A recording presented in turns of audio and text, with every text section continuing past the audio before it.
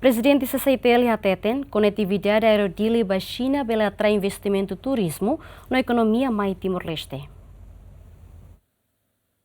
Sábado, a Aerodili nebe investe o setor privado nacional inaugura voo da Ulu Kusi Timor-Leste ba Xiamen, China.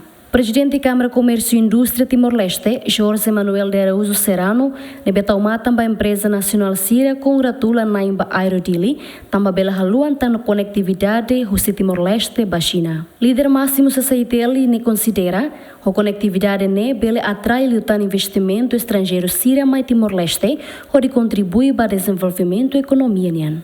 Nessa presidente da Câmara Comércio, eu quero congratular, né? Parabéns para o Sr. Lourenço Oliveira, Rony Cabe, não Ansira, para a coragem, né? É desafio bote que nem fosse, risco bote que nem fosse. Pronto, representa Itahoto, mesmo que não é companhia privada, mas pela local conectividade, local voo de tan para a China. Ele está local voo sirasane, é mamai, é marete orai, atrai investimento, turismo. E eu não encontrei nenhuma que eu congratula teves. Parabéns para o Sr. Lourenço de coragem.